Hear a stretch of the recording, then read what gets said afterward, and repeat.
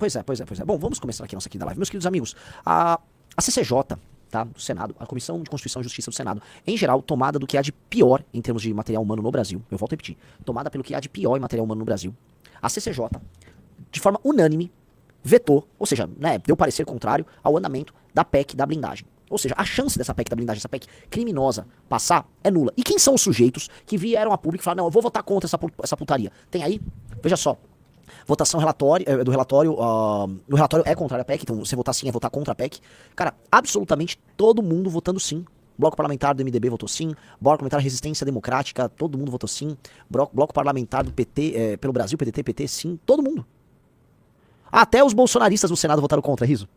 O que dá o tom é o seguinte, se até os bolsonaristas votaram contra, é porque os que votaram a favor na Câmara votaram sem perceber que na prática eles estavam fazendo merda do ponto de vista midiático, porque eles achavam totalmente legal e vieram ao público defender. Eles não sabiam a merda colossal que ia dar. E é a real. A PEC Nicolas Ferreira, e vocês precisam dar o nome aos bois, a PEC Nicolas Ferreira, a PEC que foi encampada por aquela figura patética daquele moleque retardado, aquele pilantra de Minas Gerais, que é o Nicolas Ferreira, a PEC Nicolas Ferreira foi barrada no Senado. E o recado que tá dado? Olha, o Centrão e a direita na Câmara dos Deputados compõe-se, tá, de um conjunto, de uma escumalha de vagabundos, de bandidinhos e de picaretas de toda sorte, que são passíveis de ser conduzidos porque, basicamente, votaram ali e depois não tiveram a tal da anistia de volta, dando tom, novamente, de uma oposição que não apenas não tem moral de nada, é uma oposição burra. É uma das coisas, galera, que quando vocês colocam na mesa, fala, não dá, não dá. O Senado derruba, e assim, pode anotar, o Senado, essa história morre no Senado, esse tema não será mais tratado, mas a direita fica com essa pecha, direita bolsonarista, e antigamente eu ficava com um pensamento meio holístico, tipo, não, mas o campo oposicionista, que campo oposicionista? Eu quero que esses caras se fodam. Tem porra de campo nenhum. Quero que esses caras se danem, tá?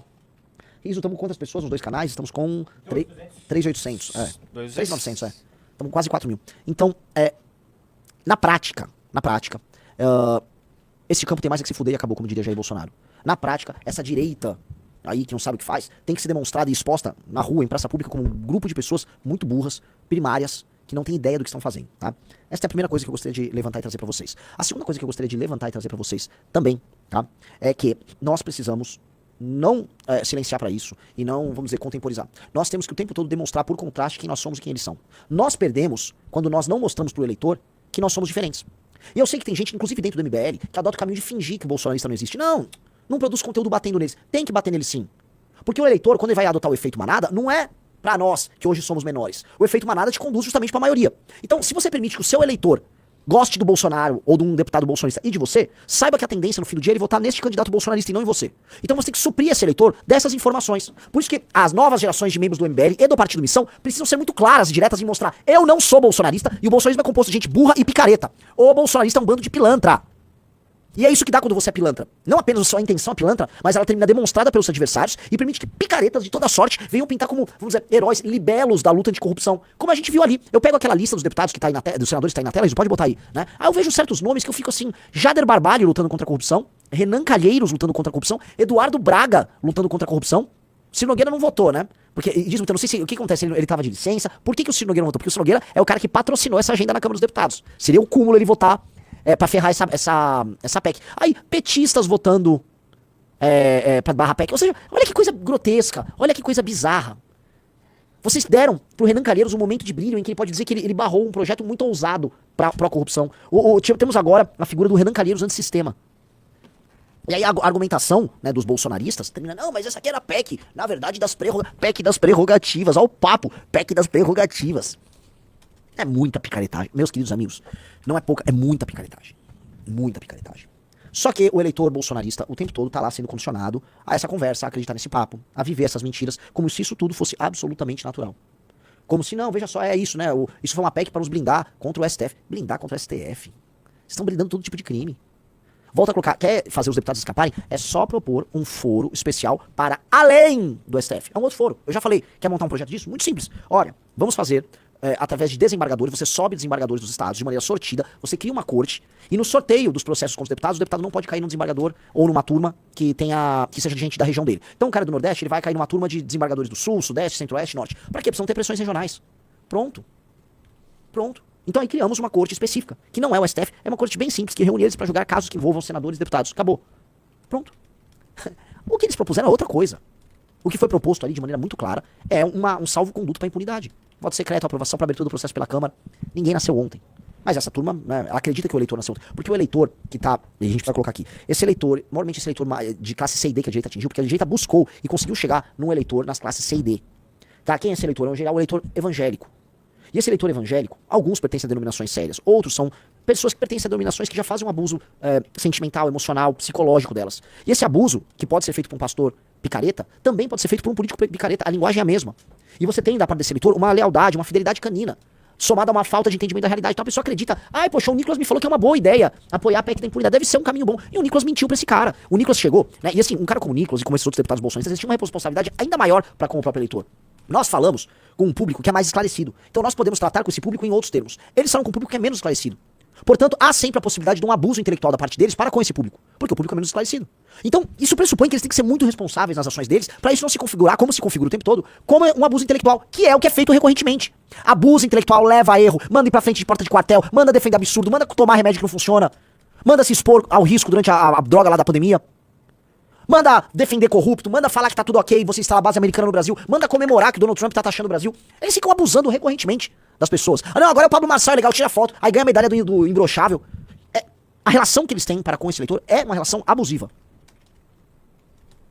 E a gente tem que, assim, se tocar. Cara, se você tem um poder sobre essas pessoas, se as pessoas confiam em você, honre isso. São pessoas simples, são pessoas humildes. A coisa mais importante que você faz é justamente honrá-las.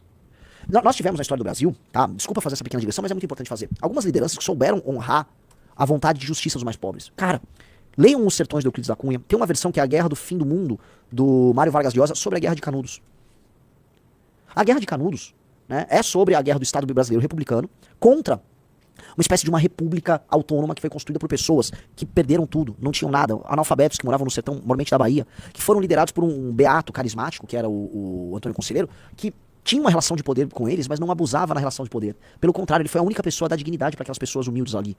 O Antônio Conselheiro, ele é o contrário do bolsonarismo. O Antônio Conselheiro estabeleceu um pequeno povoado chamado Canudos, no interior da Bahia, em que aquelas pessoas se sentiram dignas e produtivas a ponto de morrerem todas lutando por Canudos. Veja só, pra todo mundo que fala que o povo brasileiro não é valoroso, ou pra aquele Paulo Bilinski, que lá, não, vamos separar o Brasil entre Norte e Sul, né? Porque é muito fácil. Como você não consegue resolver e tratar dos problemas do Brasil, você vê com essas pessoas, o Nordeste não presta, dane-se o Nordeste. Veja o valor daquelas pessoas que morreram em Canudos. As pessoas que morreram em Canudos lutaram até o último homem, até a última criança. Simplesmente porque a eles foi oferecido dignidade naquela porra. E quem estourou, quem destruiu Canudos? O Exército Republicano, com nós paulistas aqui. Nós, paulistas, entendam, praticamos um genocídio em Canudos, vocês sabem disso. Éramos parte das tropas federais. E cara, falar, ai, não, cara, se você tratar as pessoas mais humildes com dignidade, entregar um sonho de uma vida melhor e construir com essas pessoas a vida melhor, essas pessoas serão leais. E aí uma parte dessas pessoas querem acreditar, por exemplo, no que o Nicolas quer dizer, porque, ele é religioso, não, o Bolsonaro. E aí eles vão lá e abusam dessas pessoas, isso é muito feio, cara. Isso é cretino, isso é baixo. E nós não temos condição de abusar das pessoas. Nós estamos agora na fase final da montagem do nosso partido. Olha a responsa que a gente tem. Milhares de pessoas participaram do processo de coleta. Praticamente, né, assim, mais de 800 mil, quase 900, não, umas 900 mil pessoas assinaram fichas. Pelo menos 600 mil já foram validadas. Isso a gente não mandou tudo. Essas pessoas estão acreditando. A gente não tem o direito de falhar com essas pessoas. A gente não tem o direito de abusar ideologicamente e intelectualmente das pessoas. Tá? Não, nós não temos esse direito. E essa é a coisa que mais me perturba. Se parecer um cara injusto, ou parecer que em algum momento eu vou estar cometendo esse tipo de erro. Não vou deixar o MBL nunca ser esse grupo. Nunca vamos deixar o Partido Missão ser esse grupo. Só que parece que você agir de maneira honrada não recompensa. Que a recompensa tá em ser picareta, tá em mentir. É igual agora, assim, o Nicolas ficou desesperado porque ele teve um dano grande de imagem dele, né? Liderando no plenário a PEC Nicolas Ferreira, que é a PEC da bandidagem. Aí ele, todo desesperado, pulando, dando pulinhos de gazela, né? Aí ele corre e tira foto com o Whindersson Nunes. Aí ele corre para soltar um vídeo novo. Corre pra fazer um vídeo homenagem no Bolsonaro, pra ativar a militância do Bolsonaro pra defender ele. Aí foi lá arrumar com aquele Diego Fontes, nem lembro o nome, um deputado ali. Não precisa ser relator de plenário. Qual a utilidade nenhuma de relator de plenário? Só deram relatoria de plenário pro Nicolas tentar blindar a imagem dele. Aí ele correu. Vê se alguém aqui protege a bandidagem, eu sou contra o crime aí. Não é não, Nicolas, você não é contra o crime. Você não tem trabalho nenhum contra o crime organizado. Você não protocola nem participa efetivamente de nada que envolve aumento das leis penais. Você não participa de luta nenhuma. Te deram uma relatoria só porque você é popular pra limpar a tua imagem da cagada que você fez. Uma relatoria de plenário inútil. E vocês estão assistindo, não caiam nisso. É uma relatoria inútil de um cara que nunca trabalhou na comissão, nunca andou em nada pra passar esse tipo de tema. Só tá fazendo isso pra aparecer, porque é a putinha do Bolsonaro é a putinha do Centrão, vagabundo do caralho. Vagabundo do caralho. E eu já tô aqui porque assim, muita gente no MBL fala, Renan, você briga com o Bolsonaro. Você quer brigar com o Nicolas? Também quero que o Nicolas vá pro inferno. Pro inferno. Tá permitindo aí, como é que é que o Renan Calheiros vá na CCJ e faça discursos anticorrupção. Eu, cara, enquanto tinha nego aí dessa direita aí, né, andando de pijaminha com o namorado, fazendo fotinho, eu tava em 2013 participando de manifestação pedindo a cabeça do Renan Calheiros. 2013 eu fazia isso. Tava lá na rua, lá, fora Renan Calheiros. E agora eu tô vendo o Renan Calheiros fazendo discurso anticorrupção por causa das cagadas dessa direita de mongoloide. Tá? Pro inferno esses caras todos. Pro inferno todos esses filhos da puta. Malditos. Câncer, lepra. Eu não esqueço de onde eu vim. Cara, outro dia eu tava vendo materiais antigos que eu tenho, Riso, de 2013, 12, 11, 10. Eu não mudei, cara. Eu sou a mesma pessoa há décadas. Há décadas. Essas pessoas que mudam.